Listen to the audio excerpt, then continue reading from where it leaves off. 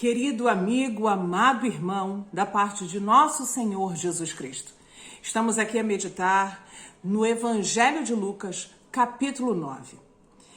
Que dizes que nós somos? Essa é a pergunta que eu quero levantar para você meditar acerca do que diz esse capítulo.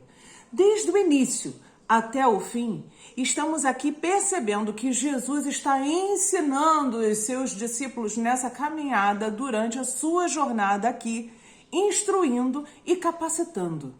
Logo no início percebemos o que Jesus faz. Olha só no verso 1. Tendo Jesus convocado os 12, deu-lhes poder e autoridade sobre todos os demônios e para efetuarem curas. Também os enviou a pregar o reino de Deus e a curar os enfermos. Verso 6. Então, saindo, percorriam todas as aldeias, anunciando o evangelho e efetuando curas por toda parte. O Senhor os capacitou a não só efetuar curas, milagres e sinais, mas a apregoar o evangelho de salvação. Estava ali, então, anunciado o reino de Deus. E olha que maravilhoso poder, porque no discorrer deste capítulo, os discípulos, então, vêm dar o relatório ao Senhor Jesus sobre tudo quanto aconteceu. Não obstante esse fato, esse experimento, essa vida revelada através da vida dos discípulos, então vem aqui algumas outras proposições. O verso 12, chegava o dia a declinar, então se aproximaram os 12 e lhes disseram, despede a multidão, para que indo às aldeias e os campos circunvizinhos se hospedem e achem alimento, pois estamos aqui em lugar deserto. Jesus, porém, lhes disse, dá-lhes vós mesmos de comer. Responderam eles, não temos mais que 5 pães e 2 peixes, salvo se nós mesmos formos comprar comida para todo este povo. Eles operaram sinais e maravilhas, anunciando o evangelho, o reino de Deus está ali próximo, está à vista. E agora, diante de novamente um exercício para entender qual é o espírito que estava sobre eles, eles agora estiveram descredibilizando este poder. E o Senhor Jesus os repreende e os chama a atenção. Dá-lhes vós mesmos de comer. E eles ainda assim olham para a materialidade das coisas, a humanidade das situações e não percebem o que de fato poderia ser visto, poderia ser feito. Mas viram. E ainda assim, quando chega então uma grande contraposição. O que diz a multidão que eu sou? E aí os discípulos dizem, a multidão diz que tu és Elias, outra multidão diz que João Batista que ressurgiu, mas Jesus não se atém apenas àquilo que a multidão diz. Jesus dá foco, o que vós, que sois meus seguidores, dizes que eu sou. E aí vem o grande revelar, tu és o Cristo. Jesus, o Cristo, o ungido de Deus, o Messias esperado, tão aguardado, que agora está à nossa vista. Nada disso foi, de fato, internalizado por eles, porque ainda não era possível conceber tamanho conhecimento, tamanha sabedoria. E olha que maravilha, porque em seguida Jesus diz qual é o discípulo que pode, de fato, seguir. É aquele que é capaz de negar a si mesmo, tomar a cruz, e cruz já era a revelação de morte, de escândalo, de maldição, e seguir a Jesus. Não importando o que estava deixando para trás, não importando o que estava vendo à sua frente, era seguir o Mestre. E maravilhoso é porque o Senhor Jesus também chama 3 desses discípulos para acompanhá-lo em oração. E ele ali tem a sua face transfigurada, revelada em glória.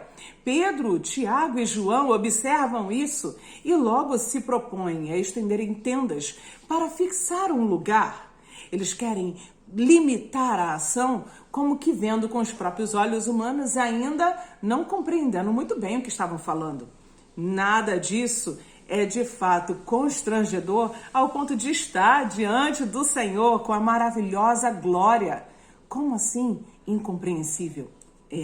Estamos agora mais à frente, no verso 37 em diante, já no destaque no 39, Um espírito imundo se apodera dele, um pai pedindo ajuda para o seu filho. E de repente o menino grita e o espírito o atira por terra, convulsiona-o até espumar e dificilmente o deixa depois de o ter quebrantado. Roguei aos teus discípulos que o expelissem, mas eles não puderam. Respondeu Jesus: ó geração incrédula e perversa, até quando estarei convosco e vos sofrereis? Ele diz isso à vista dos discípulos, porque os discípulos experimentaram, os discípulos presenciaram, os discípulos viram. Mas ainda assim, a sua incredulidade não deixaram com que expelissem esse demônio. Antes, eles estavam expelindo, estavam dedicados em confiar no Senhor. Outra forma, mesmo diante de vendo tantas coisas, acabaram olhando para si mesmos. E olha, ainda revela dessa verdade, de olhar para si mesmo, que eles começam a querer saber quem vai ser maior no reino dos céus. Mas Jesus diz que o maior vai ser o que servir. Quando, não obstante isso, vemos então o quanto que o Senhor ensina da tolerância e da caridade. 49. Falou João e disse: Mestre, vimos certo homem que em teu nome expelia demônios e proibimos, porque não segue conosco. E Jesus diz: não proibais, pois quem não é contra vós outros é por vós. Maravilhoso, porque a gente muitas vezes quer impedir o agir do Espírito Santo sobre a vida de outras pessoas só porque eles não estão agindo da mesma forma que a nossa. Precisamos analisar o que o Senhor está aqui ensinando: tolerância, vida piedosa e entendendo de quem é o poder. Ainda assim, está agora diante de um caminho. Eles precisam passar por Samaria. E Jesus manda alguns dos seus discípulos à frente. E eles, ao chegarem ali, são impedidos pelos samaritanos, dizendo que não iriam passar por ali, sabendo que eram extremos adversários religiosos, territoriais. E olha como que agora trazendo à tona novamente o poder experimentado no início, eles acham que é necessário agora usar desse poder para fulminar os irmãos que estavam ali, mesmo que não estivessem enxergando como irmãos, como seres humanos. Não é interessante que no início eles têm poder para expelir demônios? Eles olham para esse poder, mas dão descrédito quando tem que se referir à humanidade, na compaixão, no exercício de uma vida piedosa. Mas no momento de julgar, de sentenciar, eles se apropriam novamente deste poder. E aí eles falam diante do Senhor dos Senhores: Senhor, quer que pedimos que fogo caia do céu? Aí agora eles se apropriam do poder para exercer esse poder de julgamento sobre a vida de um ser humano, seu semelhante. No entanto, Jesus os repreende e diz: eu não vi. Tiago e João, tá? Jesus voltando-se os repreendeu e disse: vós não sabeis de que espírito sois. Eles não haviam ainda o entendimento de qual é o espírito que estava sobre eles e que eles pertenciam. Pois o Filho do Homem não veio para destruir almas dos homens, mas para salvá-las. E assim, ouvindo essa percepção, seguiram para outro lugar. E Jesus põe à prova outros tantos que o querem seguir. E aí, que dizes? Que a multidão dizes que nós somos? Já que temos o Espírito Santo em nós, que tipo de justiça estamos exercendo? Que tipo de vida estamos espelhando? Que tipo de poder estamos exprimindo ao mundo que tanto carece da palavra do Senhor? Se estamos nós a olhar para aqueles que estão indo em oposição a nós e queremos fogo do céu para derrotar essa pessoa, não entendemos ainda qual é o Espírito que está sobre nós. Precisamos exercitar a mente de Cristo, que tem o poder para salvar e não destruir.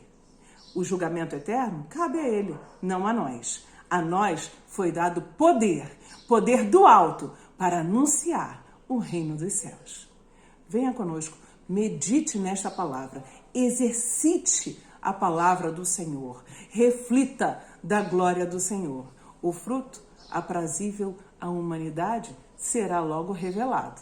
Mostre então onde estão firmadas as suas raízes. Deus te abençoe.